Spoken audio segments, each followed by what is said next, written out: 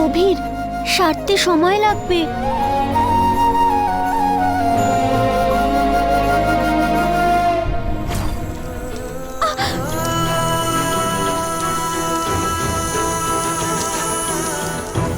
তোমার নিশ্চয়ই খুব কষ্ট হচ্ছে, তাই না?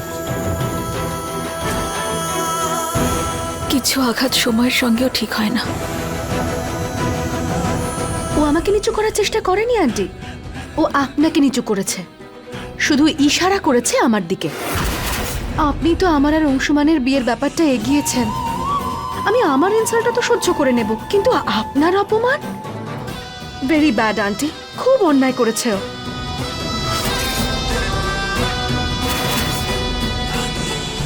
তুমি সব সময় সত্য আর মিথ্যার মধ্যে সত্যকেই বেছে নিয়েছো সুরভি। তাহলে আজ হঠাৎ তোমার এমন কি হলো যে তোমার নেওয়া সিদ্ধান্ত ভুল বলে প্রমাণিত হচ্ছে? এই ভুলটা কি করে করলে? তাও একটা ভিডিও ক্লিপ দেখে। সামান্য একটা ভিডিও ক্লিপের কারণে তুমি তোমার ছেলে আর বৌমার চরিত্রের উপর প্রশ্ন তুললে, তাদের চরিত্রের মাপকাঠিও দিয়ে দিলে। সামাজিক সম্মান, মর্যাদা আর সীমাও একটা ব্যাপার, বুঝলে? কখনো সমাজ ঠিক আর ভুলের সিদ্ধান্ত নেয়, আর সমাজের কিছু নিয়ম থাকে যেটা আমরা বদলাতে পারি না। সুরভি, সামাজিক দায়িত্ব, নিয়ম কানুন এসব তোমার কাছে সন্তানদের থেকে বড় কবে হয়ে উঠল? সুরভি, একমাত্র তুমি এই ব্যাপারটাকে ঠিক করতে পারো। এটা কখনো ভুলে যেও না যে তুমি শুধুমাত্র শাশুড়ি নয়, মাও। আচ্ছা, তোমার মনে কি সুমনার জন্য কোনো জায়গা নেই? তোমার মনে হয় না যে ভগবানও এটাই চান যে তুমি আর সুমনা এক হয়ে যাও? যখনই সুমনার কোনো প্রবলেম হয় তখন তুমি বাঁচাতে ওকে চলে যাও, আর ও তোমাকে বাঁচাতে আসে। আর তুমি জানো এই খাতার প্রতিটা পাতায় কি লেখা আছে? যে তুমি প্রথম দিন থেকেই সুমনাকে ভালোবাসো দাদা। এমন এক পরিস্থিতি হলো যে সুমনার মালা আজকে আমার কাছে চলে এলো। মা বলে যে এগুলো সব ভগবানের সংকেত। আমি জানি না এগুলো কার সংকেত, কিন্তু আমি এইটুকু বুঝে গেছি যে আমার মন যাকে চাইছিল সে আর অন্য কেউ নয়, সে হচ্ছে সুমনা। তোর সুমনাকে কেমন লাগে? তুই কি ওকে স্ত্রী হিসেবে গ্রহণ করবি?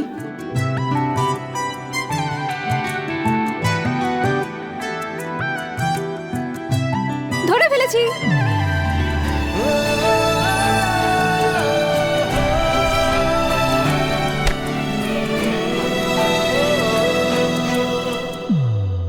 ধরে ফেলেছো? কি ধরে ফেলেছো? এইটাই যে আজকালকার দিনেও আপনি ডায়েরি লেখেন। কই দিন দেখান আমায়, আমিও তো পড়ি যে আপনি এতে কি লিখেছেন। আমিও জানতে চাই যে মনের কথা কিভাবে পাতায় লিখতে হয়। আরে সুমনা, কি করছো? তোমার নিশ্চয়ই জানা উচিত যে কারোর পার্সোনাল ডায়েরি পড়া উচিত নয়। ওকে, সরি, কিন্তু হ্যাঁ, যার জন্য আপনি পাতায় লিখছেন তাকে কিন্তু অবশ্যই পড়াবেন, কারণ আপনাকে ভালো মতো চিনি। আপনি মনের কথা মনেই লুকিয়ে রেখে দেবেন। যার জন্য আপনি ডায়েরি লিখছেন তাকেই যদি না পড়ান তাহলে লিখে লাভ কি হলো?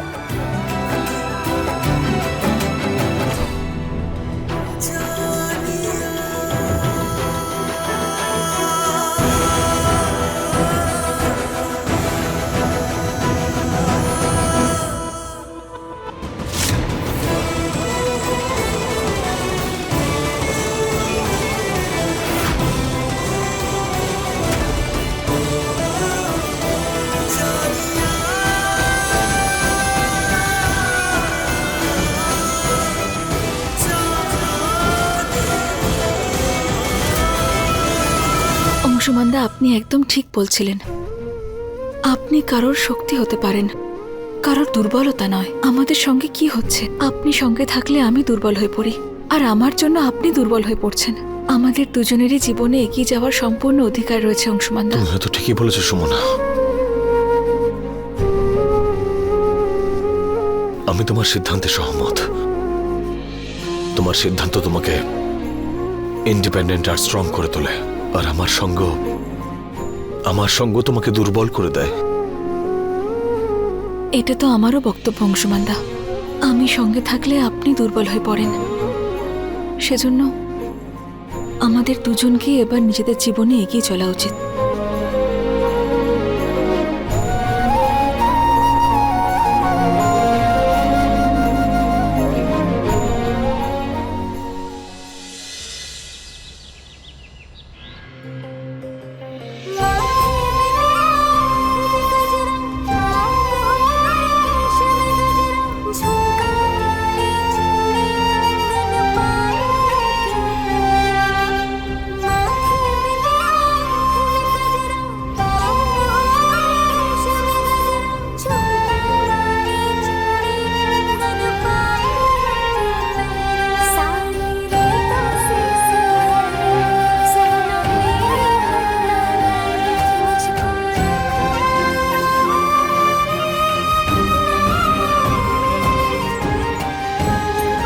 সুখী হও।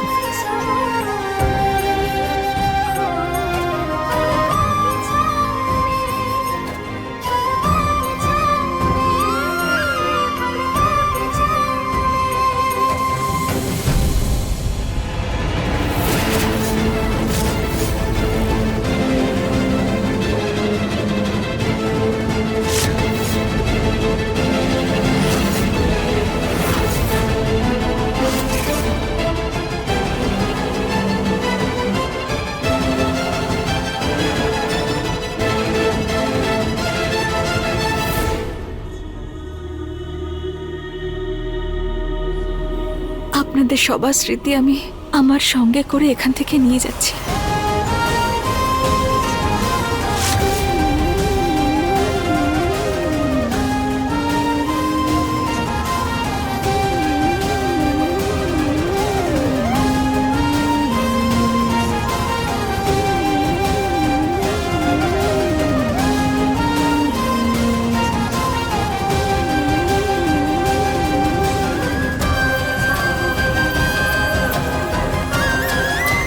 দাঁড়াও বৌমা।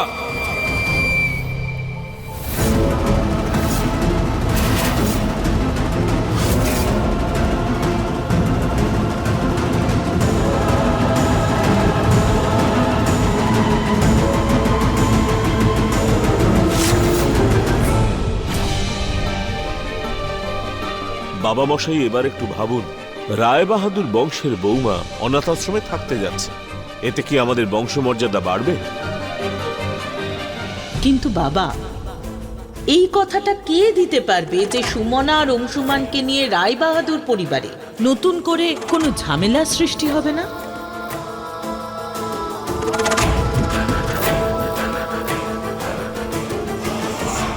বাবা, এই সিদ্ধান্ত আপনার উপরই ছাড়লাম। এখন আপনিই পথ দেখান।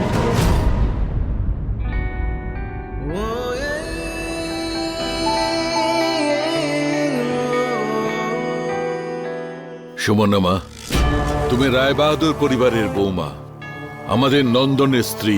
আমাদের সঙ্গে, এই পরিবারের সঙ্গে, রায় বাহাদুর পরিবারের সঙ্গে সম্পর্ক ছিন্ন করার সিদ্ধান্ত তুমি একা কি করে নিতে পারো?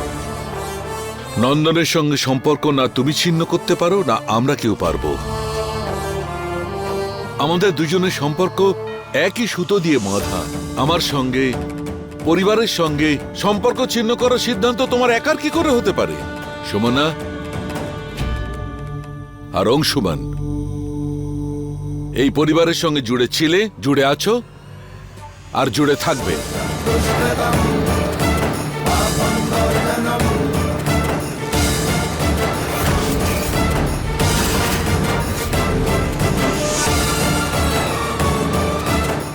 আর একটা কথা, এই বাড়ির পরিবেশ যাতে ভালো থাকে সেই জন্য আমি সিদ্ধান্ত নিয়েছি যে আজ থেকে সুমনা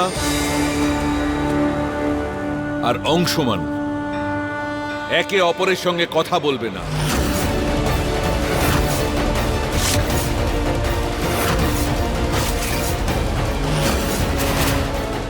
যাতে এই পরিবারে এই ঘটনা না ঘটে।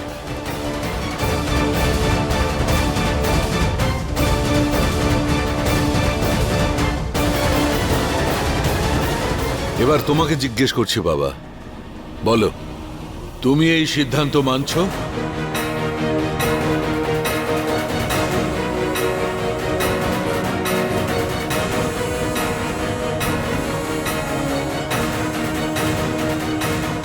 ঠিক আছে দাদু, আমি তোমাদের সিদ্ধান্তে রাজি।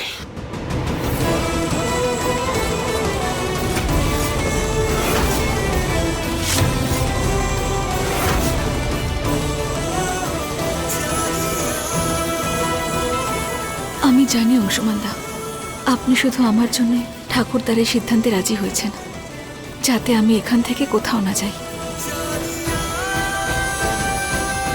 তাহলে হয়ে গেল সিদ্ধান্ত।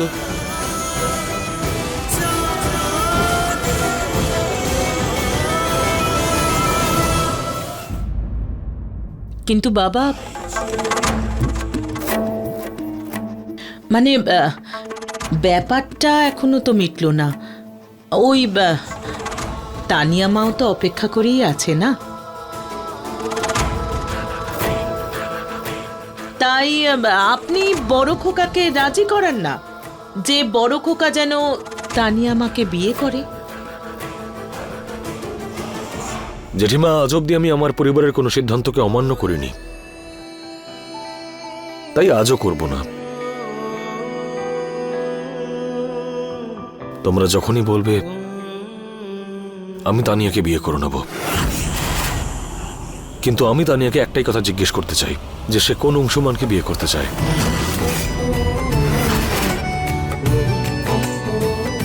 তাকে, যে শুধুমাত্র নিজের পরিবারের কথা ভেবে এই বিয়েতে রাজি হয়েছে।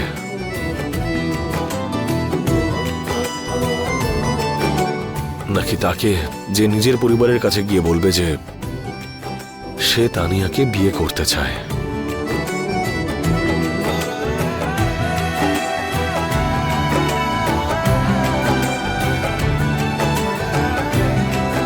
অংশুমান ঠিকই বলেছে বাবা, ও কেন না করবে? সিদ্ধান্ত তো তানিয়াকে নিতে হবে। আমি ওর মতামতকে সম্মান করি। যখনই ও বিয়েতে মত দেবে, আমি তাতে রাজি হয়ে যাব। এবার বলো বড় বৌমা, আর কোনো অসুবিধা আছে?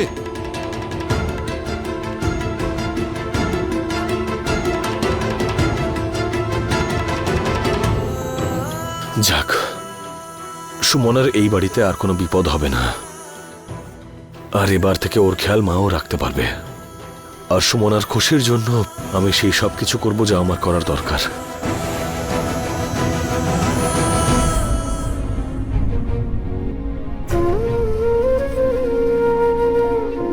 সুমনা, আমি তোমার সিদ্ধান্তকে সম্মান করি। আমি কিচ্ছু বুঝতে পারছি না সুরভি মা। এরকম পরিস্থিতিতে সবকিছু সময়ের উপর ছেড়ে দেওয়া উচিত। সময় অনেক শক্তিশালী, সঠিক উত্তর দেবে।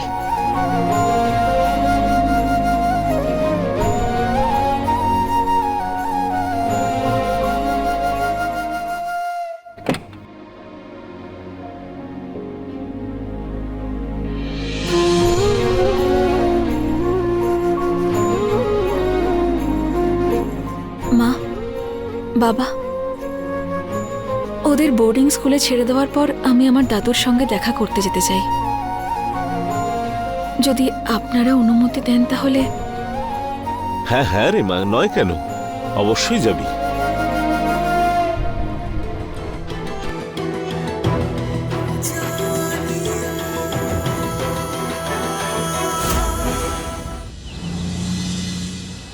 দাদা, গাড়ি থামান। কি ব্যাপার ভাই? আরে দেখ, তোদের বৌদির মতো লাগছে তোরে। হ্যাঁ একদম, আর আমরা তো অপেক্ষাও করছি বৌদি বলে ডাকার জন্য। হ্যাঁ গো দাদা, জিন্দাবাদ বলে দেবো।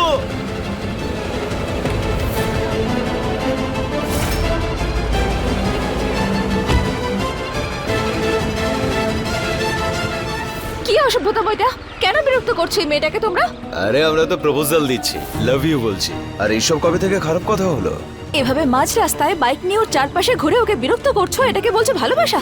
এটাকে অসভ্যতা বলে, ভালোবাসা নয়। চলো যাও এখান থেকে, তোমরাও যাও এখান থেকে। আরে আপনি কি শেখাবেন নাকি ভালোবাসা কি? হ্যাঁ ঠিক আছে, তাহলে আপনিই শেখান আমাদের, আমরা অন্যদেরকে ক্লাস দিই। ঠিক আছে, আজকে আপনার থেকে ক্লাস নেব। ক্লাস নেওয়ার এত ইচ্ছে হলে কলেজ যাও। এভাবে রাস্তায় ঘুরে গুন্ডামি করলে কোনো জ্ঞান অর্জন করতে পারবে না। মেয়েদের সঙ্গে ভদ্রভাবে কথা বলতেও জানো না তোমরা। তোমাদের মতো ছেলেদের জন্যই মেয়েরা জীবনে কখনোই এগোতে পারে না, সবসময় পিছিয়ে পড়ে থাকে।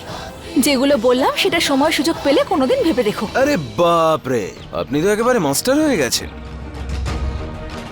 ঠিক আছে, আপনি এবার যান, আমাদের বিষয় থাকবেন না, নইলে বিষয়টা কিন্তু খারাপ হবে।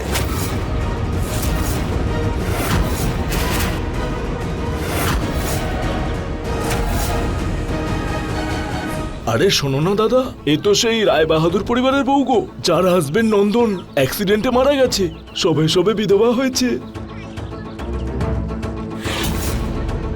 আচ্ছা, তাহলে তো ওনার কথা শুনতেই হবে।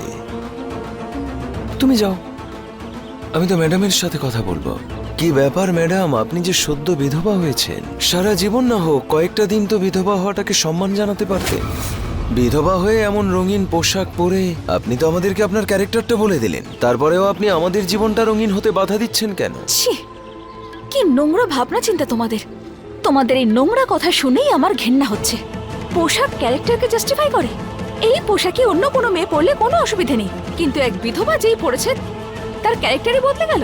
অনেক লেকচার হয়েছে, বিধবা হয়েছেন, বাড়িতে বসবেন যান। তবে রং খুব ভালোবাসেন দেখছি। তাহলে চলুন না, আমরা আপনার জীবনটাকে রঙিন করে দিই। এই হালকা রংটাকে আমরা আপনার জীবন থেকে সরিয়ে দেব।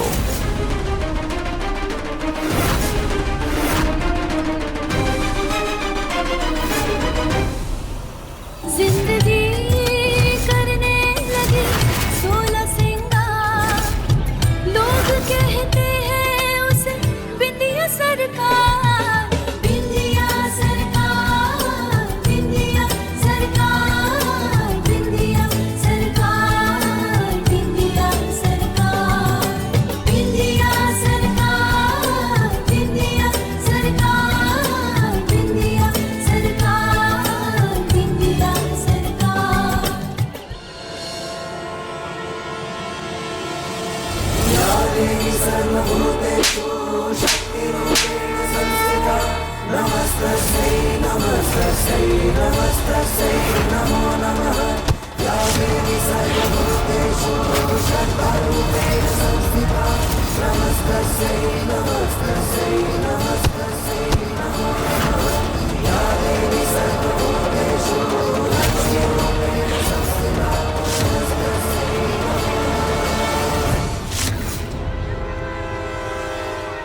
কি চলছে এখানে? একজন মহিলাকে একা দেখে তোমরা কি অসহায় ভেবেছো ওকে? একটা মেয়ের শক্তিকে দুর্বল ভেবে নেওয়ার মতো সাহস কোথা থেকে পেলে তোমরা? কোন দিক থেকে নারীরা পুরুষের থেকে কম আছে? কি জঘন্য ভাবনা চিন্তা নিয়ে ঘুরে বেড়াও তোমরা? বলো, চুপ করে আছো কেন?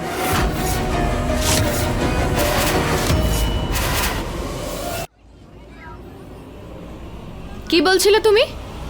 যে একজন বিধবাকে ঘরে বসে থাকতে হবে? একজন মহিলার পোশাকের রং ঠিক করে দেবে যে তার ভবিষ্যৎ ঠিক কি হবে? না, আমার মতে তো তা বলে না।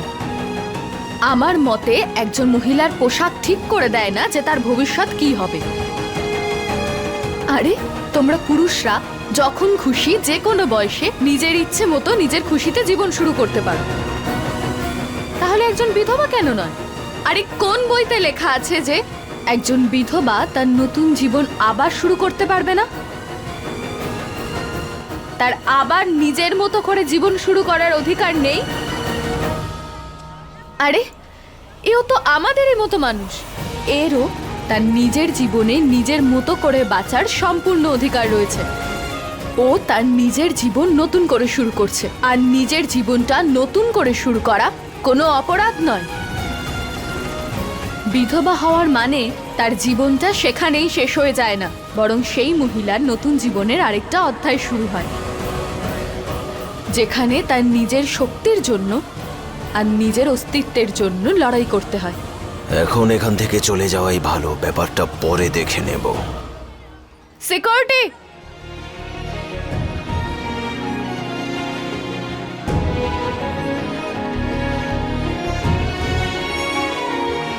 তোমার কাউকে ভয় পাওয়ার কোনো প্রয়োজন নেই। তুমি তো নিজেই শক্তির আরেক রূপ। নিজের উপর বিশ্বাস রাখো, সব ঠিক হয়ে যাবে।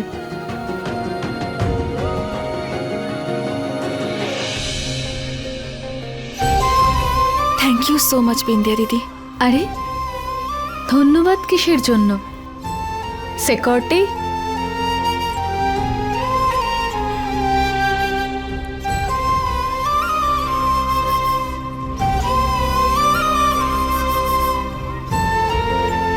বিন্দিয়া দিদি, এটা নিতে পারবো না আমি।